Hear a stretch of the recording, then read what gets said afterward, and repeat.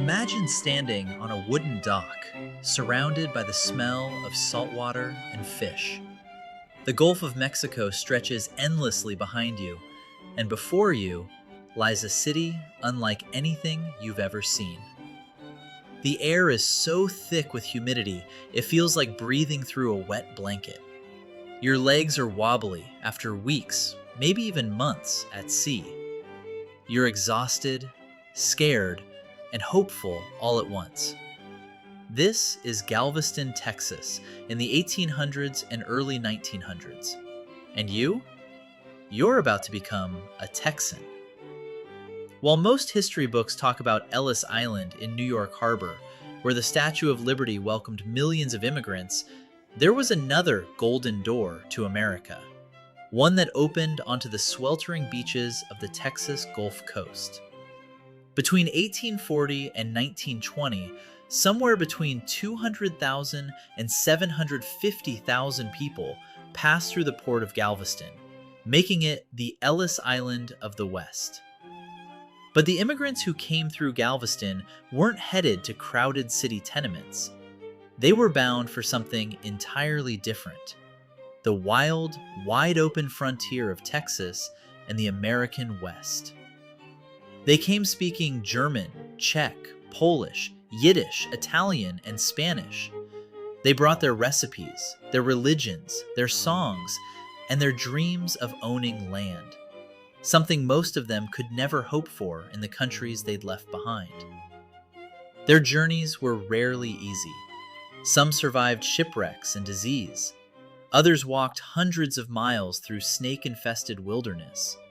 Many faced prejudice and hardship. But they persevered, driven by something stronger than fear: the hope of building a better life. This is their story. This is how Texas became the diverse, complex place it is today.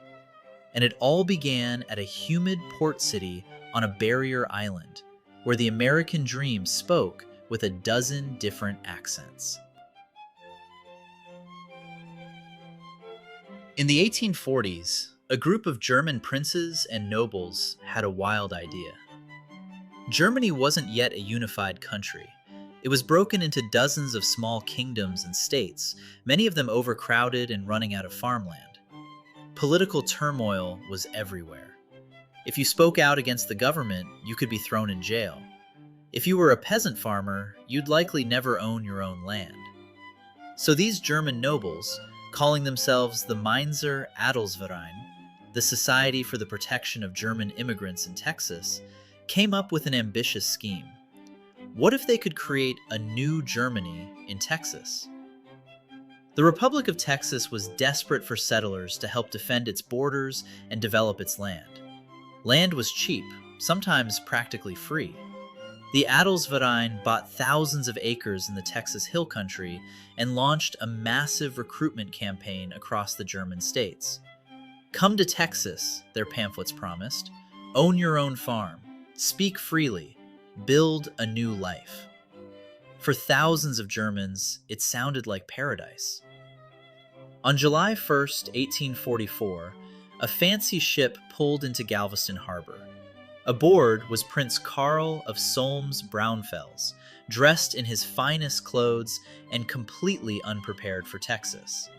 His diary entry from that day is almost comical. Low coastline with dunes. The entire island is flat, intersected by bayous. That night, the prince dined at the luxurious Tremont Hotel, Galveston's finest establishment, discussing his plans with local officials. But the prince's experience would be nothing like what the thousands of German peasants following him would face. Herman Wilke was one of those common immigrants. He wasn't a prince, he was a surveyor, a skilled tradesman hoping for a better life. In 1844, he boarded a ship called the Ferdinand in Bremen, Germany. The voyage across the Atlantic took weeks. The ship was crowded, the food was terrible, and many passengers got sick. When the Ferdinand finally arrived in Galveston, Herman's troubles were far from over. Galveston's harbor was deep enough for ocean-going ships, But getting from the island to the mainland settlements required transferring to smaller vessels. Then came an even more treacherous journey, from the coast to the inland settlements where the Adelsverein had purchased land. Many German immigrants were directed to a place called Indianola, also called Karlshaven, a makeshift port further down the coast. What they found there was horrifying. There weren't enough buildings to shelter everyone. Hundreds of immigrants were forced to dig holes in the sand to escape the brutal Texas sun. Disease spread quickly in these conditions. Cholera, typhus, and yellow fever killed dozens, sometimes more than 100 people in a single week. Those who survived the coastal reception still had to travel inland, often on foot, carrying everything they owned. The journey to settlements like New Braunfels took them through wilderness filled with rattlesnakes, scorpions, and Comanche raiders. The winterless climate they'd been promised turned out to include scorching summers where temperatures could hit 110 degrees. Yet they kept coming. Why? One word: letters.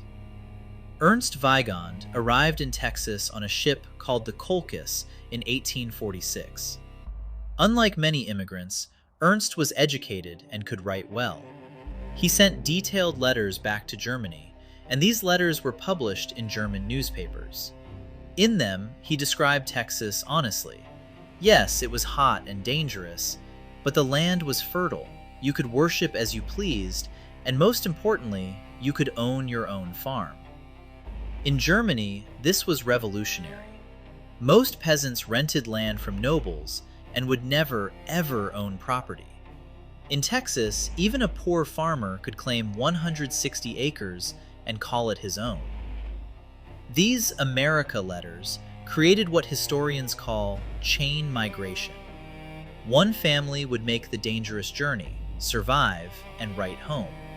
Their letter would convince a cousin to come, then an uncle, then a whole village. Ships like the SS Frankfurt and SS Kulm became regular routes, bringing wave after wave of German immigrants to Galveston's docks. Not all Germans moved inland. Many stayed in Galveston, becoming merchants, craftsmen, and shopkeepers. By 1850, 40% of Galveston's population had German surnames. German was spoken as commonly as English on the city's main street, the Strand. But the most lasting impact came from those who settled inland, creating what became known as the German Belt, a stretch of towns from the Gulf Coast to the limestone hills west of Austin. Towns like New Braunfels, Fredericksburg, and Brenham became thoroughly German in character. These settlements were unlike typical Texas towns. The Germans brought their own culture with them. Germans loved their beer and their social gatherings. They established breweries like Sputzel, which still makes Shiner beer today, and created Sangerfests, singing festivals where entire communities would gather to perform German choral music. They built Schützenvereins, shooting clubs, where men would compete in marksmanship contests. Germans placed enormous value on education. They established the first bilingual English-German schools in Texas, teaching children in both languages. This wasn't common in 1850s Texas, where many rural areas had no schools at all. The German emphasis on literacy meant their communities had significantly higher education levels than surrounding areas. Many of the German immigrants were 48ers, refugees from the failed democratic revolutions of 1848 in Europe. They brought liberal, progressive political views to Texas, including strong opposition to slavery. This made them extremely unpopular with their Anglo neighbors, most of whom supported the Confederacy. When the Civil War broke out, this tension exploded. Many German Texans refused to fight for the Confederacy. In 1862, a group of German Unionists tried to escape to Mexico to avoid being forced into Confederate service. Confederate soldiers caught them at the Nueces River and massacred them. It became known as the Battle of the Nueces, and it remained a painful memory in German Texas communities for generations. Perhaps the strangest German settlements were places like Sisterdale, Bettina, and Tusculum, the Latin settlements. These tiny communities were founded by German intellectuals, university professors, writers, philosophers, who wanted to create utopian communities in the Texas wilderness. Picture this.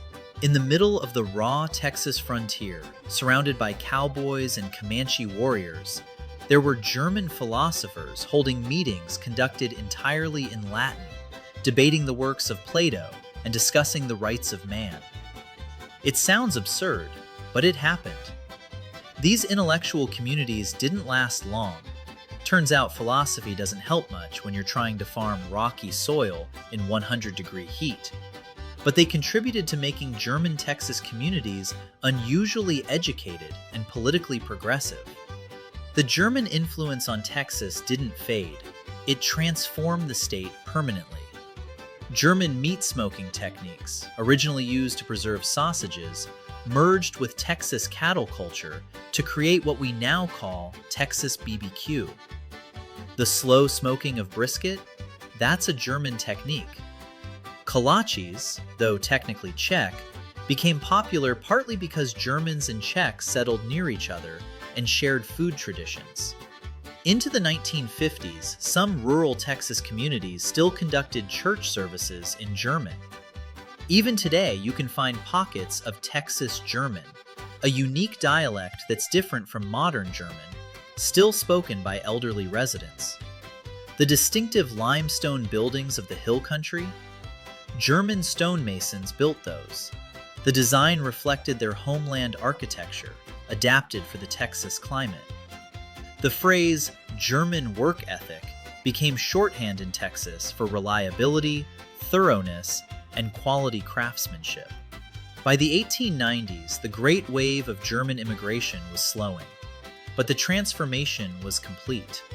Texas had its German belt, a wedge of European culture driven through the heart of the state, as one historian put it. And it all began with desperate peasants and revolutionary dreamers stepping off ships at the Galveston docks, choosing hope over certainty, and building communities that would last for generations. Be sure to hit like and subscribe to continue this journey through the Golden Door and find out how other groups immigrated to Texas through Galveston. Let me know in the comments what you think so far, and what other parts of history would you like to see covered. Until next time, stay curious.